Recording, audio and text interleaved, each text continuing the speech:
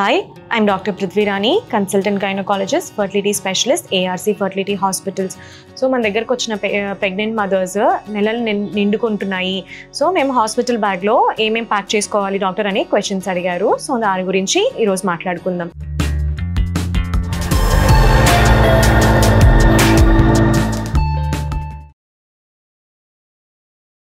Hospital బ్యాగ్లో ఏమేమి pack చేసుకోవాలి అండ్ ఎప్పుడు ప్యాక్ చేసుకోవాలి.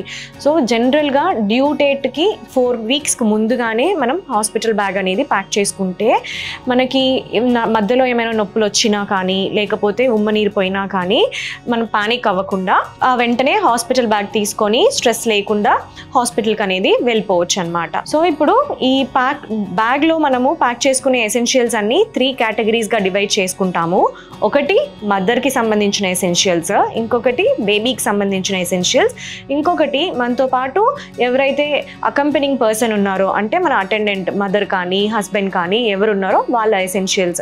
సో ఈ 3 కేటగిరీస్గా మనము డివైడ్ చేసుకుంటాము. సో మదర్ ఎసెన్షియల్స్లో మెయిన్గా మనం వచ్చేసి medical records, blood test reports ఇవన్నీ ఖచ్చితంగా మర్చిపోకుండా ముందుగానే తీసి పెట్టుకోండి. నెక్స్ట్ వచ్చేసి ఫీడింగ్ వేర్ అంటే ఫ్రంట్ ఓపెన్ గౌన్స్ కానీ లేకపోతే బ్రెస్ట్ సపోర్ట్ కోసము మెటర్నిటీ వేర్ కానీ తర్వాత మెటర్నిటీ ప్యాడ్స్ ఇవన్నీ ముందుగానే ప్యాక్ చేసుకోవడం అనేది మనకి ఈజీగా ఉంటుంది.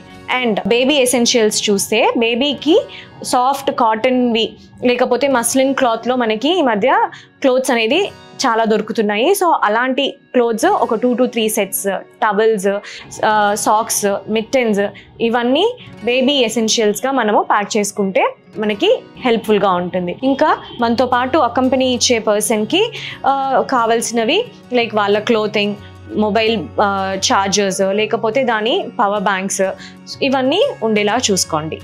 Thank you.